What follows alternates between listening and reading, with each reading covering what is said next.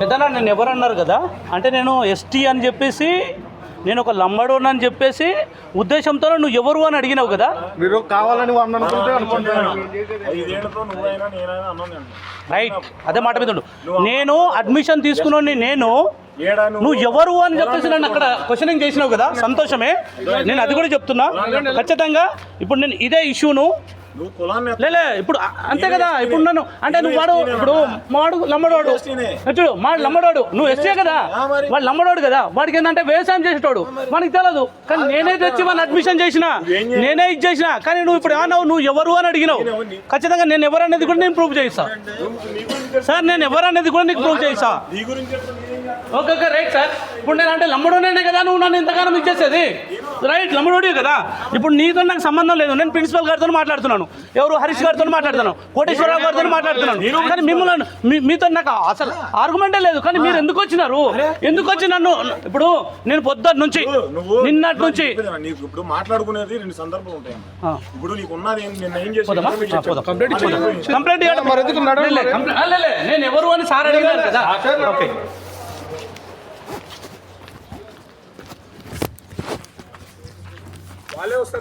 Form మీద రాసి ఉంటుంది కదా ఎంత ఫీజు అనేది. కాదమ్మా, మీకు టోటల్ ఫీజు ఎంత? 110 110 ఫోన్ ఇవ్వాలనా? ఫోన్ ఇస్తా, ఫోటో తీసిస్తావు. ఇప్పుడు 180 అని ఎట్లా రాసినావు? ఇప్పుడు 180 అని రాసి ఇచ్చినావు కదా. ఇప్పుడు అది కాదండి, ఇప్పుడు మీరు నాకు కూడా మాకు మొన్న వచ్చినప్పుడు మీరు నాకు ఎంత రాసి ఇచ్చారు? 1.8 lakhs. ఓకే అమ్మా, ఇప్పుడు ఎంత ఉంది? 110 ఉంది కదా. అడ్మిషన్ ఫామ్ ఉంది కదా, మరి ఇంకా దీనికి ఎందుకు లేట్ చేస్తారు? సర్టిఫికేట్ ఇప్పుడు 110 పే చేసినా కదా. నేను ఎంత పే చేసిన? 115 పే చేసిన కదా. అయ్యో ఫోటో తీసి అమ్మా. అదే నువ్వేం చేయలేదు, ఫోటో తీసి అమ్మా. అడ్మిషన్ ఫామ్స్ ఉంటాయి కదా మీ దగ్గర, ఫోటో తీసి అమ్మా. అడ్మిషన్ ఫామ్ ఫోటో తీసి చెక్ చేసుకో. మీరు ఎంత మజాకులు చేస్తుర్రు, ఏం చేస్తుర్రు అనేది ఇదంతా బయటపడుతుంది ఇక. చూడండి ఎంత ఉంటుంది అది చూడండి. తీసుకోమని చెప్పేసి గ్యాలరీ ఇది ఉంది సార్. ఇక్కడ పైన ఉంటాయి కదా, ఇది మా పేరెంట్స్ సిగ్నేచర్స్ ఉంటాయి, ప్రిన్సిపల్ సిగ్నేచర్స్ ఉంటాయి. ఆ ఫామ్ ఇవ్వండి చాలు, మేము చెక్ చేసుకుంటాం. ఇప్పుడు నేను ఎంత పే చేసినాను చూడండి. కౌంటర్లో ఎవరైనా ఉన్నారా? కౌంటర్లో ఎవరైనా, ఇది కౌంటరు. ఇదిగో వీళ్ళందరూ బయట కూర్చొని, అకౌంటెంట్ ఏమో బయట ఉంటారు. ఇదిగో చూడండి, వీళ్ళేమో బయట కూర్చొని, ఇగో వీళ్ళ పరిస్థితులు చూడండి. దయచేసి తీన్మార్ మల్లన్న గారు మీరు ఏదో అంటారు కదా, ఖచ్చితంగా ఇగో మనోడైతే ఇగో అమౌంట్ ఇగో ఎవరైనా ఉన్నారా? రిసెప్షన్లో ఎవరైనా ఉన్నారా? ఎవ్వరు లేరు, ఖాళీ. ఇదిగో మనోళ్ళు ఇక్కడ కూర్చొని ఉన్నారు.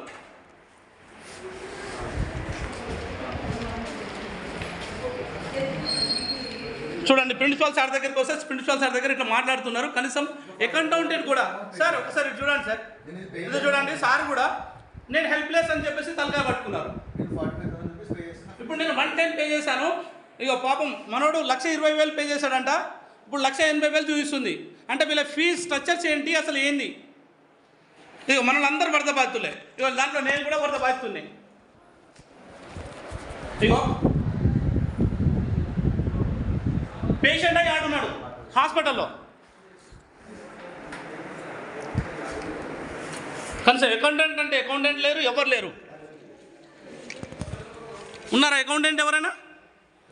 పోనీ ఇక్కడ చూడండి, ఇదంతా ఖాళీ ప్లేస్. ఇగో సార్ కూర్చున్నారు, హెల్ప్లెస్ సార్.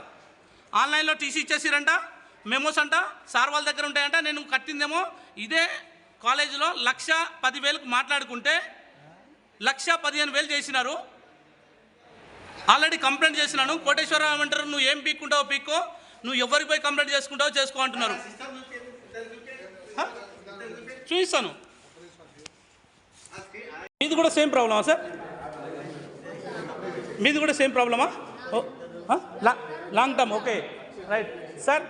మీది కూడా సేమ్ ప్రాబ్లం కదా సార్? మీది సేమ్ ప్రాబ్లం. మీదేంటి సార్ ప్రాబ్లం?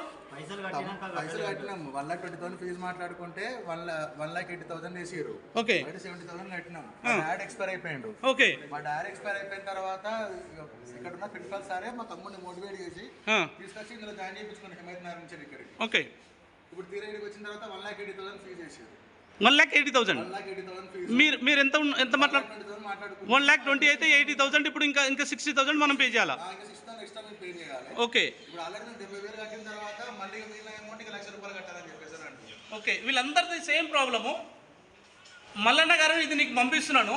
వీళ్ళంతా ఇప్పుడు ఏంటంటే ఫీజు, వీళ్ళ అడ్మిషన్ ఫీజు ఒకటి ఉంటుంది, మళ్ళీ ఇప్పుడు వచ్చిన తర్వాత మళ్ళీ ఇంకో విధంగా ఉంటుంది. ఇదిగో అకౌంటెంట్ ఉంటారు, అందరు ఉంటారు, ఎవ్వరు కూడా పట్టించుకోవట్లేదు. ఇప్పుడు ఎవరైనా ఉన్నారా? ఇంకో సార్ వాళ్ళు కూడా ఇప్పుడు ఒకరిని అడిగితే ఒకరు అసలు మాకు సంబంధం లేదు. కోటేశ్వరరావు గారు అయితే అసలు నాకు సంబంధమే లేదు అంటున్నాడు డీన్ గారు. నేను 1,10,000 పే చేసినాను, బాబు ఏమో హాస్పిటల్లో ఉన్నాడు.